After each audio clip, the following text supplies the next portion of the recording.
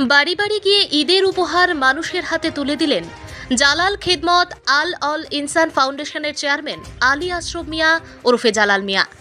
সমাজের সকল শ্রেণীর মানুষের পাশে দাঁড়িয়ে সাহায্য করাই হলো জালাল খিদমত আল ইনসান ফাউন্ডেশনের মূল লক্ষ্য। তাই আরও একবার সামাজিক কর্মকাণ্ডের মধ্য দিয়ে ঈদের উপহার নিয়ে এবারে গ্রাম পাহাড়ে হাজির জালাল খিদমত আল ইনসান ফাউন্ডেশনের চেয়ারম্যান। বিভিন্ন এলাকার পুরুষ মহিলা সহ শিশুদের বস্ত্র উপহার। দীর্ঘ সময় ধরে জালাল খিদমত আল ইনসান ফাউন্ডেশনের চেয়ারম্যান আলী আশরাফ মিয়া জালাল রাজ্যের মানুষের পাশে থেকে বিভিন্ন সময় বিভিন্নভাবে সাহায্যের হাত বাড়িয়ে তাদের পাশে দাঁড়াতে দেখা যায়। এবারেও ঈদ উপলক্ষে রাজ্যের বিভিন্ন এলাকায় গিয়ে জাতি ধর্ম বর্ণ নির্বিশেষে এলাকার সকলের মধ্যে বস্ত্র উপহার দেন। এদিন সাংবাদিকদের মুখোমুখি হয়ে জালাল খিদমত আল ইনসান ফাউন্ডেশনের ফাউন্ডার জালাল মিয়া জানান, চলতি মাসের 10 তারিখ থেকে শুরু করা ঈদ উপলক্ষে উপহার সামগ্রী বিতরণ আগামী 16 তারিখ পর্যন্ত চালিয়ে যাবেন। তিনি আরও জানান, সুখে দুঃখে মানুষের পাশে থেকে মানুষ হিসাবে মানুষের জন্য কিছু করতে পারাটাই তার আসল উদ্দেশ্য।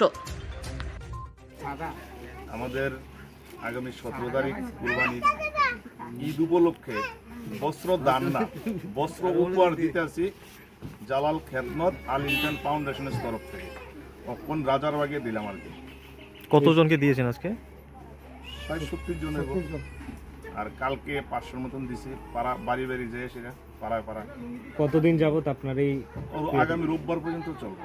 আগামী রোববার পর্যন্ত প্রত্যেকদিন বিভিন্ন জায়গায় গিয়ে বস্ত্র উপহার দিচ্ছেন মানুষকে। ঈদ উপলক্ষে বস্ত্র উপহার দিচ্ছি। কি বলবেন যারা আপনার ধর্মাবলম্বীর মানুষরা রয়েছেন, আপনাদের ঈদ আসছে, তাদের সেটাকে লক্ষ্য করে? তাদেরকে লক্ষ্য করে একটাই বলবো, আমাদের ঈদ খুশির ঈদ, কুরবানি, মাহের কুরবানি, ঠিক আছে? তো সবাই ঈদের দিন নতুন বস্ত্র নিয়ে সেটা উপহার হিসাবে দিচ্ছি আর কি ঈদ উপলক্ষে। আগামী দিনও দিয়ে যাবো। ঠিক আছে। ব্যুরো রিপোর্ট, জনতার বার্তা।